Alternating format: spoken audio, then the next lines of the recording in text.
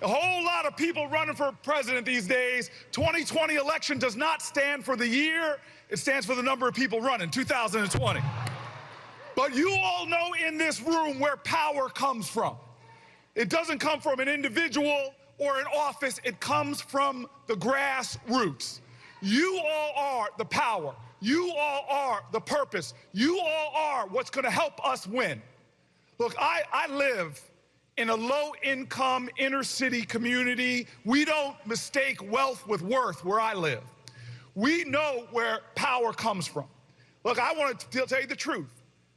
When I first came to the inner city of Newark, New Jersey, the neighborhood I still live in, I had this idea coming as a Yale law student that I was going to help turn around the country. I was going to lead things. But I met a grassroots leader who was a tenant president in the projects in which I lived for almost a decade. And I still remember when I told her, she goes, "Why are you here?" "I'm here to help you." And she goes, "If you want to help me, you got to come down to the street and tell me what you see in my neighborhood."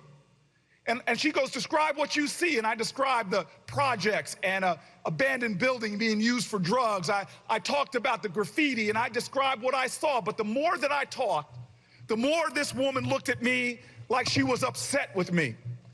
And I finally said, "What's wrong?" And she goes, "Boy, you need to understand something. The world you see outside of you is a reflection of what you have inside of you. And if you're one of those people who looks around my community and all you see is problems and darkness and despair, that's all there's ever going to be. But if you're one of those people who every time you open your eyes, you're stubborn, you see hope, you see opportunity, you see love, then you can be one of the people that helps me." I want to tell you, a lot of folks are talking about themselves, but I want to talk about you. Because what I learned in the city of Newark, eventually becoming the mayor of that city, that the hope for our community did not lie in one individual in one office. It lied with the people and our ability to come together and stand together and work together and fight together and win together. And so let me tell you right now, a lot of people want to make this election all about Donald Trump. Well, let me tell you, I'm running for office because we will beat Donald Trump. But let me tell you, that's not all we need to do. Beating Donald Trump is the floor, it's not the ceiling. Beating Donald Trump gets us out of the valley, but it does not get us to the mountaintop. I'm running for office because I believe that we as a people can get to the mountaintop. I'm not running because of what we're against. We as a party must stand up for what we're for. We are for, in the United States of America, once and for all, health care being a right for all Americans. We are for every job in America having a living wage, the right to organize, the right to retire with security. We are for public education and making sure that public school teachers are paid what they are worth and raising their salaries. We are for ending the school-to-prison pipeline. We are for standing up to make sure that we don't stick our head in the ground on climate change, but this is the nation that leads us out of this crisis. I want you all to know this election has to be about us. So many people think that we want to make it all about him. I walked into a town hall up in Iowa. A man comes up to me, puts his arm around me before I spoke and says, "Hey man, I want you to punch Donald Trump in the face." And I look at that guy and I go, "Hey man, that's a felony." We will not beat Donald Trump by fighting him using his tactics, on his turf, on his terms. He wants this election to be about hate. We better make it about love.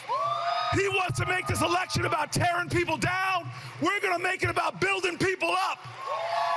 He wants to make this election about dividing folks. We are going to unite this country and put more indivisible into this one nation under God. I want you all to know, I still go home to Newark. We had 7 people shot in my community just last week. The problems we faced were going on before Donald Trump was in office. We live in a perilous time We could be the first generation of Americans to have lower life expectancy than our one before. We see this nation now, baby boomers, 95% did better economically than their parents. We're down to 50-50.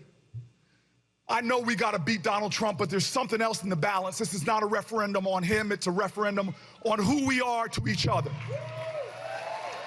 And we are a nation of love. And so I want to tell you right now, they made a mistake giving me a hammer. I want to tell you all right now, where Martin Luther King was slain, I was taught by that woman on the 5th floor of the projects that hope is the active conviction that despair will never have the last word. Where Martin Luther King was slain, they decided not to write a tribute to him. They decided to write a challenge to us. Where King was slain, there is words there that are Joseph's words, Joseph's brother's words that they uttered before they grabbed him and threw him into a ditch. These are the words that are written where King is slain, a challenge to us. The words from Genesis, it says, "Behold, here cometh the dreamer. Let us slay him and see what becomes of the dream." Well, this is a referendum on the dream. We now in our generation have to stand up and dream again, bold dreams and defiant dreams, dreams of love, dreams that our ancestors fought and died for. And I want to ask you, South Carolina, will you stand and dream with me again? Will you dream America again? Will we dream this country anew? Bold dreams, defiant dreams. If we dream together and work together and love together, we won't just beat Donald Trump, but we will make it to the mountaintop and we will get to the promised land. Thank you. Thank you, South Carolina. It's time for the dream.